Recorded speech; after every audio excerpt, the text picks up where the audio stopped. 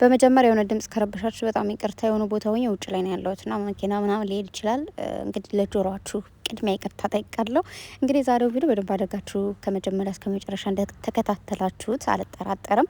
ከመጀመሪያው እስከ መጨረሻው አይተን እንግዲህ ለመፍረድ ወይ ደግሞ ምንድነው የሚባለው ብቻ የሆነ አስተያየት ለመስጠት መጠናል። እሱም ደግሞ ምንድን ነው ዛሬ በመጀመሪያ ደረጃ ሀብ ወንድሜ ቴንኪዩ፣ ምክንያቱም ከጨረቃዎች ጋር ስለተገኘ እንዲሁም ደግሞ ሁሌም እንደምለው ሀብ ብሩኬም እንደ ወንድሙ ቅምጥሌንም ደግሞ እንደ እህቱ አይቶ በሁለታቸውም በኩል የተሰማውን ስሜት ወይ ደግሞ ያየውን መግለጽ ያለበትን ነገር ነው የሚገልጸው።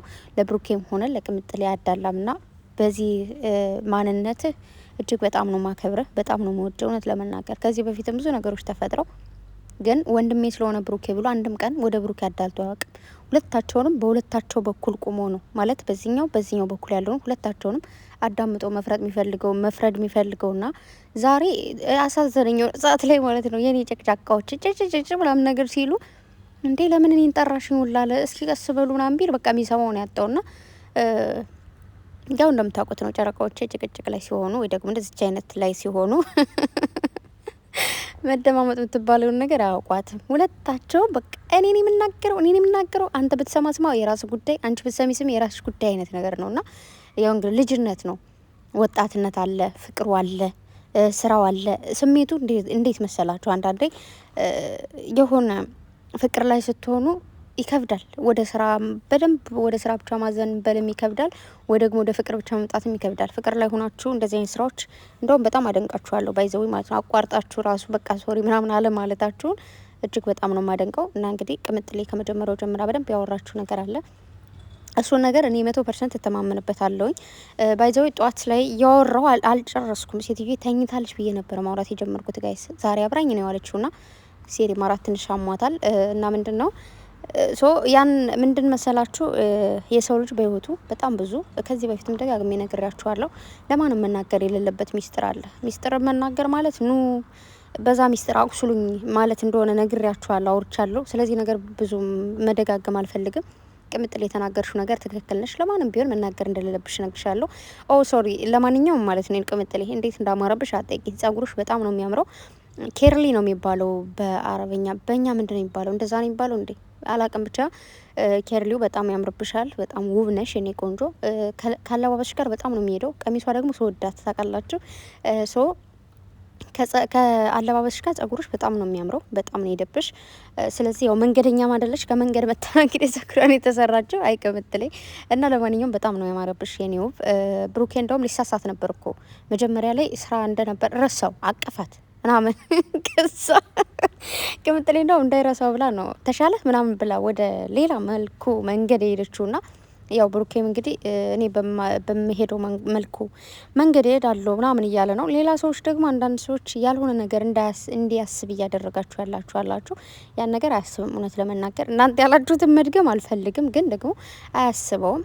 ባይዘው ወይ እዚህ ጋር መማር ያለባችሁ ወይ ደግሞ እንድታቁም ፈልገው ነገር ስራ ሲፈጠር ስራ ሲሰሩ የሆነ ኮሽታ መፍጠር የምፈልጉ ሰዎች እዚህ ጋር እንድታቁም ፈልጋለሁ።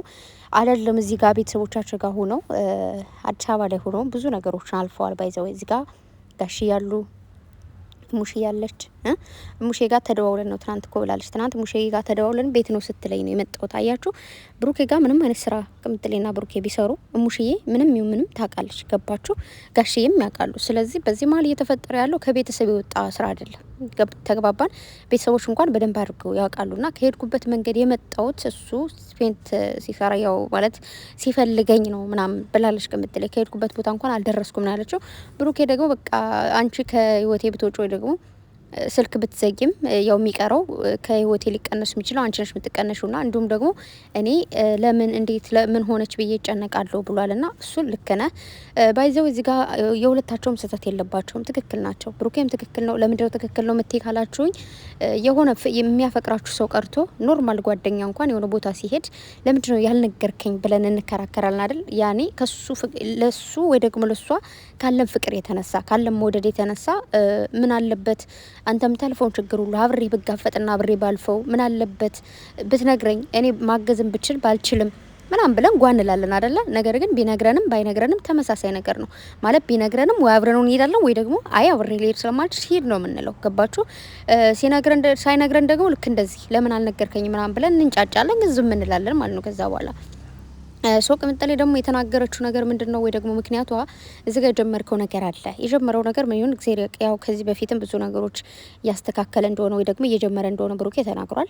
በደፈነው እግዚአብሔር ያስተካክላል። ባለፈውም ቅምጥሌን ትቷት ነበረ ቡታጅራ ሄዶ ነገሮችን ማስተካክለዋለኝ ብሎ ከዛ ሙሽዬ ሄዳለችኝ ብሎ ተመልሶ ወደ ቅምጥሌ የመጣው ካስታውሳችሁ ማለት ነው። ያው እንግዲህ ወደ ህይወታችን ድብን ብለው ገብተው የለ የምር የእያንዳንዱ የሚሰሯት ቪዲዮ አስታውሳለሁና ያኔ በቃ እንደውም ወይኔ ጉዴ ምናምን ብለን በሌሊት ቪዲዮቸው ብለዋት ምናምን ነገር ካስታወሳችሁ ከዛ ወደ ሆኑ ተመለሰና ስለዚህ እንደዛ አይነት ነገር ይመስለኛል እያስተካከለ ያለው ምናምን ሶ የሱን ህይወትም መበጥበጥ አልፈለገችም ማለት በዚህ በኩል የራሷን ህይወት አስተካክላለች፣ በዚህ በኩል ደግሞ የራሱን ያስተካክላል። ምክንያቱም ብሩክ እንደዚህ አይነት ቦታ ሊሄድ ደግሞ እንደዚህ ላደርግ ነው ብትለው ብቻሽን ሂጂ ብሎ እንደማይልካት 100% እርግጠኛ ነኝ። በቃ እዚህ ያለው ነገር ወይ ሀብ ያስተካክለው ወይ ደግሞ ስመለስ ብሎ ትቶት ይሄዳል። ሶ ጊዜ ተቃጠለ ማለት ነው። ቅምጥሌ ብቻዋን ማድረግ የምችለውን ነገር ለሁለት መሄድ ማለት ሌላ ነገር እዚህ ጋር ያለው ነገር እሱ ማስተካከል እዛ ጋርም እሷ ማስተካከል ከዛ ሁለታቸው ህይወት በአንድ ላይ ይገናኛል ማለት ነው። ሁሉም ሰው የየግል መንገድ አለው። ባህሌ የግል መንገድ የሆነ መንገድ ይሄዳል፣ እኔም የግል መንገድ የሆነ መንገድ ይሄዳለሁ።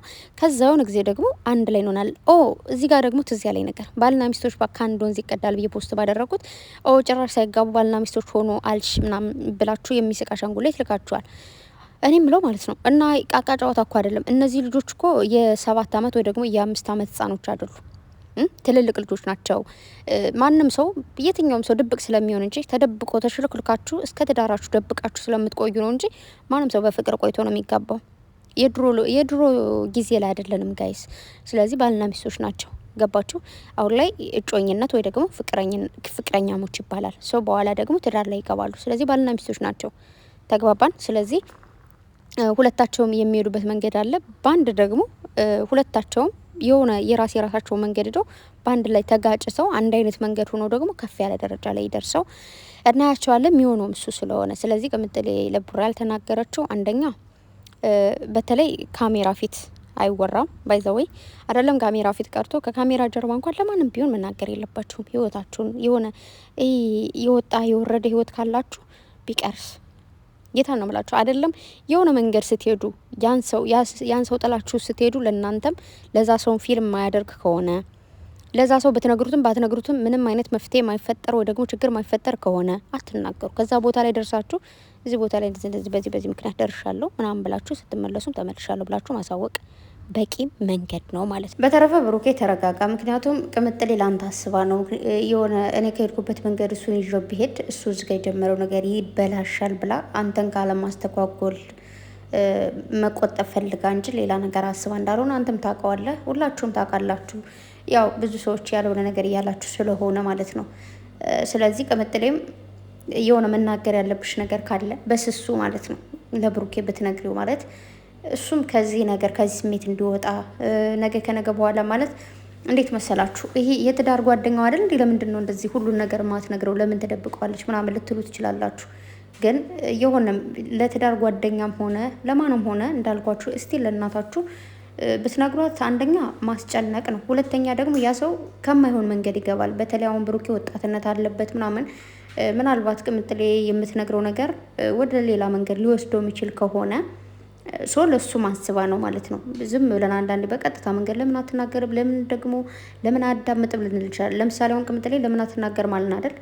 ነገ ነግረው ብሩኬ ሲናደድና ሲበሳጭ ደግሞ ብናይ ለምን አይረጋጋም ደግሞ እንላለን ማለት ነው። ስለዚህ ለተቀማጭ ሰማይ ቅርብ ነው የሚባለው ለዛ ነው። እኛ ዝም ብለን አውሩ ወይ ደግሞ ስሙ አዳምጡ ምናምን ለማለት ለመናገር ቀላል ነው፣ ግን ቆም ብለን ስናስበውና ስናስተውል ደግሞ ነገሩ ሌላ ነውና ስለዚህ ሁለታችሁም ተረጋጉ።